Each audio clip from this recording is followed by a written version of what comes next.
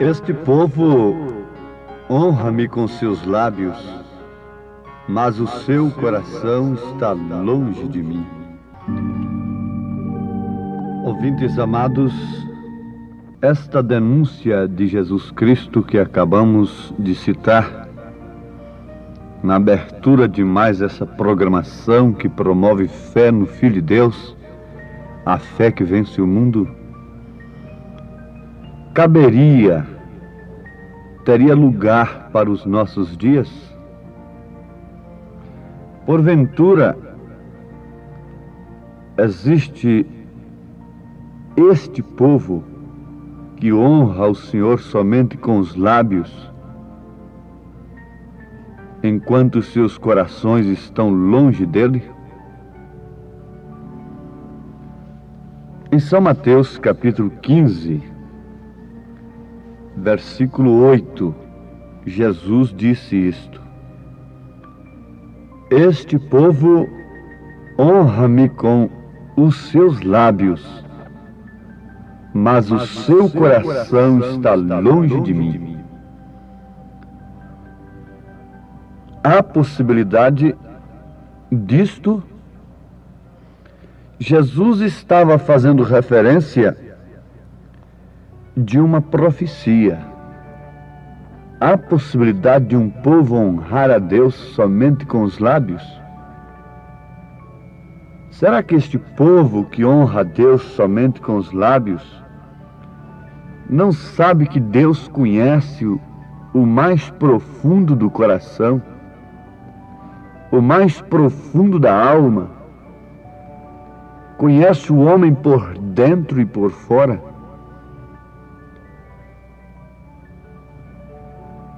E este homem ainda ousaria a honrar a Deus somente com os lábios e não com o coração? Eu gosto de analisar as Escrituras por este prisma. Com quem Jesus estava falando isto? A quem Jesus estava se dirigindo? Jesus estava dizendo que a profecia de Isaías estava se cumprindo em quem? Meretrizes, ladrões, viciados, salteadores? Não. Jesus nunca chamou uma meretriz de hipócrita. Jesus nunca chamou um ladrão de hipócrita. A sentença é pesada, porque ela, quando saía na rua, todo mundo sabia que ela era uma meretriz. Havia distinção. Há pouco tempo, há poucos anos atrás, quando a gente via uma mulher perdida, a gente conhecia de longe. Hoje eu não sei se dá para conhecer mais, não é? Infelizmente. Mas naquele tempo, ela era obrigada a trançar os seus cabelos. Por isso São Paulo escreveu à igreja naquele dia para as mulheres não trançarem os seus cabelos, porque a prostituta, a meretriz, era obrigada a trançar os seus cabelos. Então enrolava assim a sua cabeça com aquelas tranças e enfeitava com flores. Todo mundo que via de longe sabia quem que ia ali. A dama, a senhorita, a moça se desviava dela. Mesmo entre os samaritanos, ela, para buscar água ao poço, ela tinha que esperar as virgens irem primeiro, as donas de casa, as mulheres honestas, e elas então iam depois de tudo. Mas Jesus nunca chamou-as de hipócritas, porque elas demonstravam, declaravam que eram.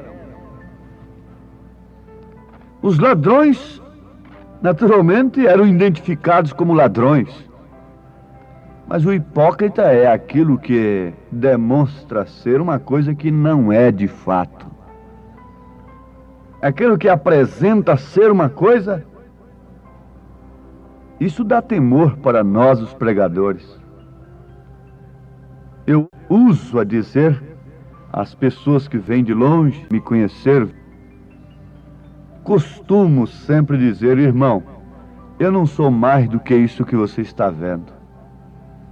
São Paulo teve esse cuidado de dizer que ninguém pense de mim mais do que aquilo que sou.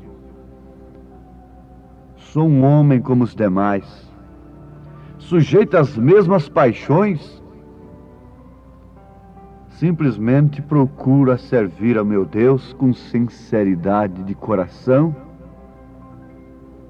E quando estou pregando uma mensagem corretiva, que repreende, eu me coloco entre aqueles que estão sendo corrigidos, advertidos, como homem, e atribuo ao Espírito Santo de Deus toda a autoridade daquele momento.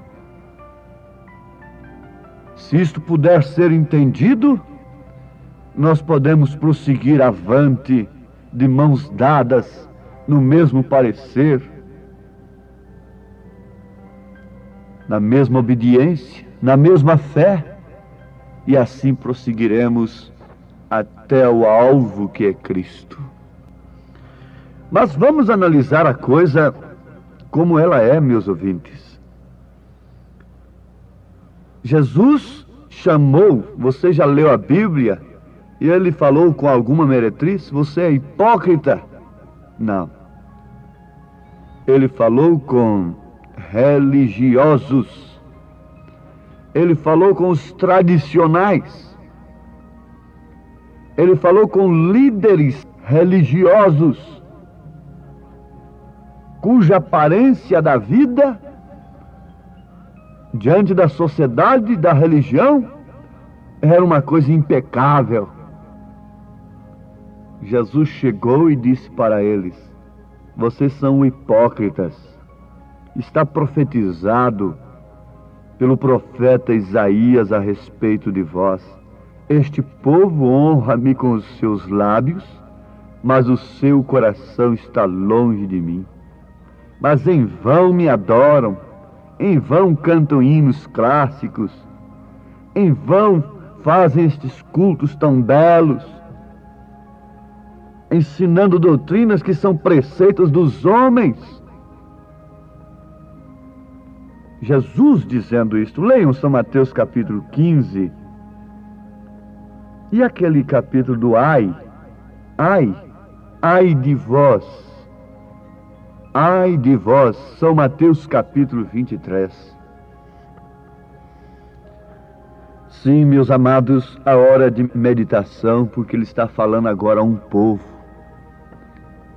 Ele não está falando somente aos líderes, ele está falando ao povo. Porque naturalmente, se há líder, é porque há um povo sendo liderado. E por isso ele disse: este povo. Ele disse que um cego dirigindo o outro, ambos caem no buraco. Um cego dirigindo um povo, aquele povo todo passa a crer como aquele homem crê. E ambos, todos, vai aquele povo todo para o buraco, para o abismo. São Paulo escrevendo a Tito. São Paulo é um modelo que nós podemos tentar imitar, mas ninguém jamais poderá igualar.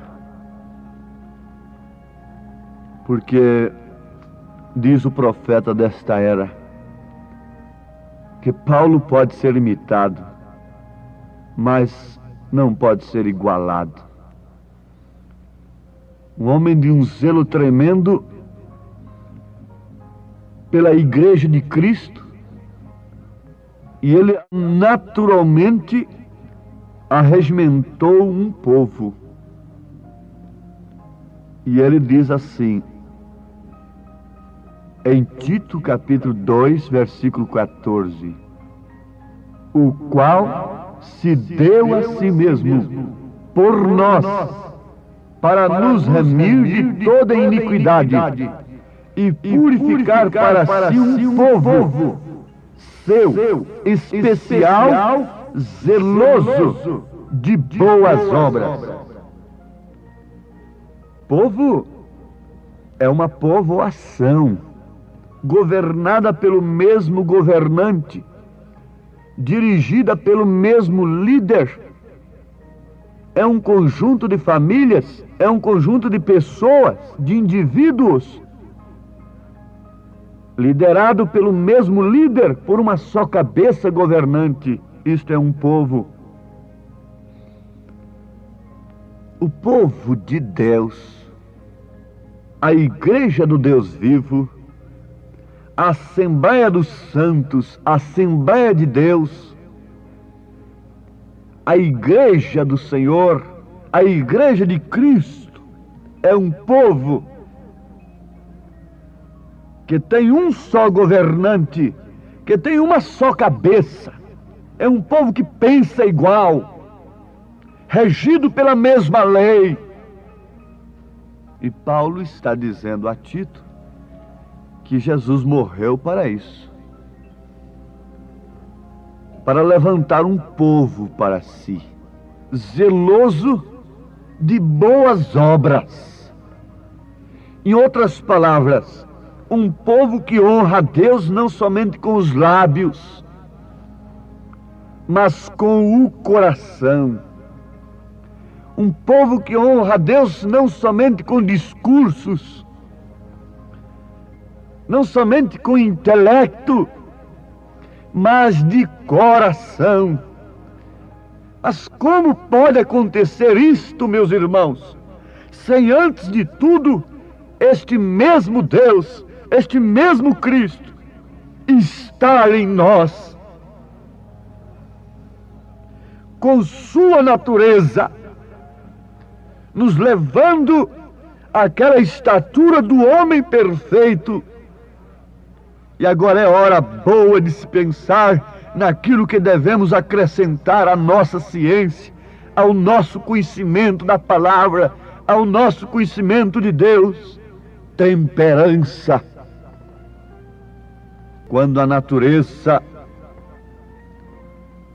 do Espírito Santo é derramada sobre nós, então é como a mulher que perde o seu primeiro marido. Então, morrendo o primeiro marido, ela fica livre para se casar com outro homem, com outro marido. Quando morre o primeiro Adão, quando morre a natureza que nós herdamos de Adão, então agora podemos nos casar com Cristo, sermos esposa de Cristo, se referindo à igreja, ao povo de Deus, à igreja de Deus, à igreja de Cristo, lavada e redimida, comprada com o próprio sangue de Deus, ataviada não com credos nem com dogmas,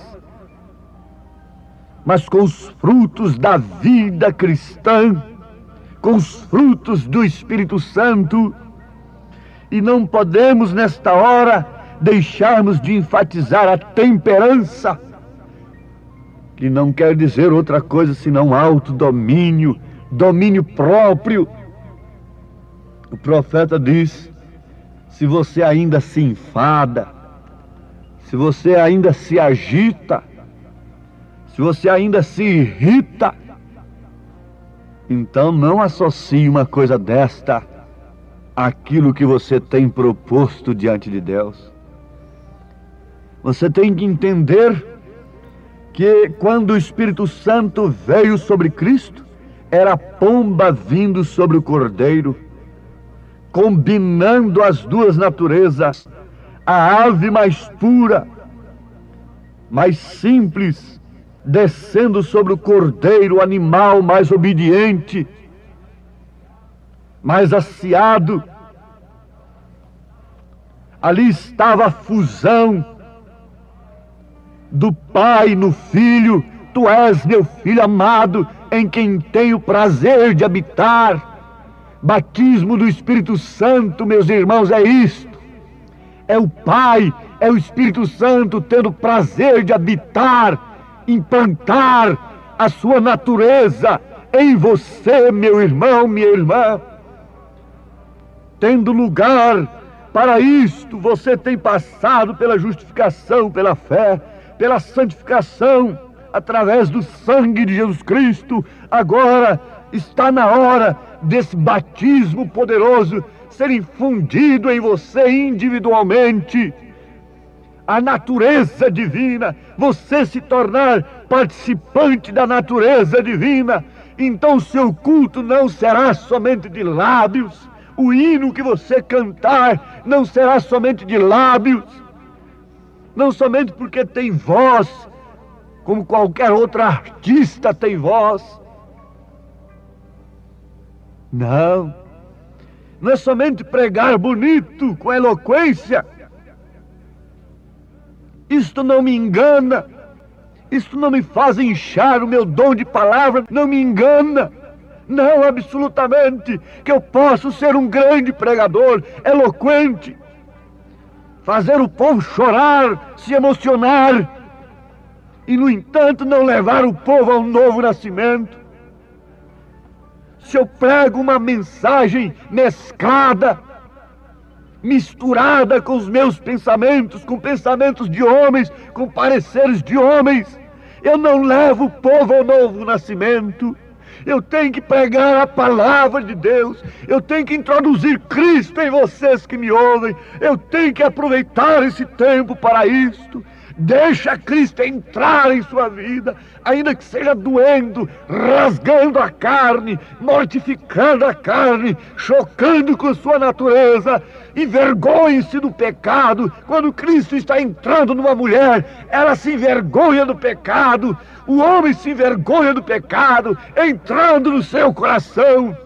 Oh, como isto me faz nesta hora ser mais crente, meu Deus. Que tristeza um povo honrar somente com os lábios.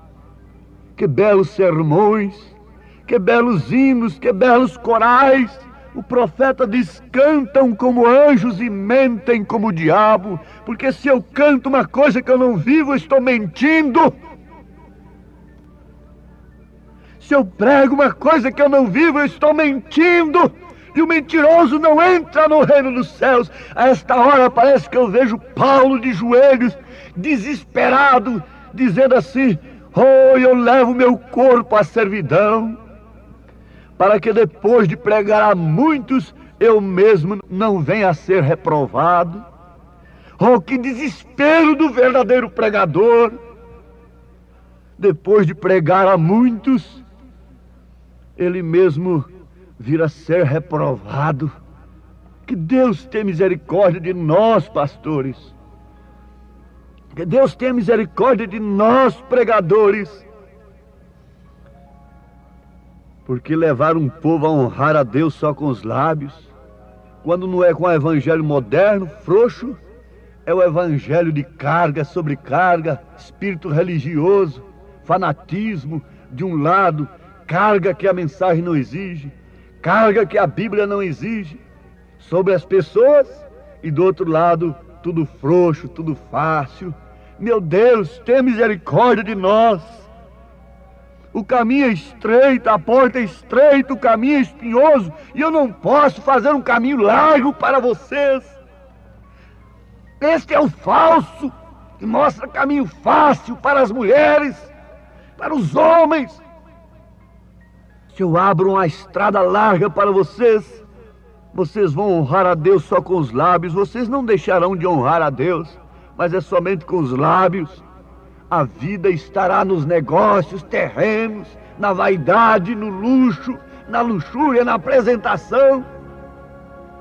E acharam minha pregação bonita, me qualificaram como o maior pregador e tudo mais. Me taxaram como o melhor cantor, melhor cantora da igreja, tudo mais. Oh, que Deus tenha compaixão de nós, porque o arrebatamento está na hora. Oh, Pai bendito, te rogamos pela tua graça e pelo teu amor, pela tua compaixão, que nós possamos honrar o teu nome de coração e de alma, não somente de lábios, em nome de Jesus Cristo. Amém, Senhor. Amém.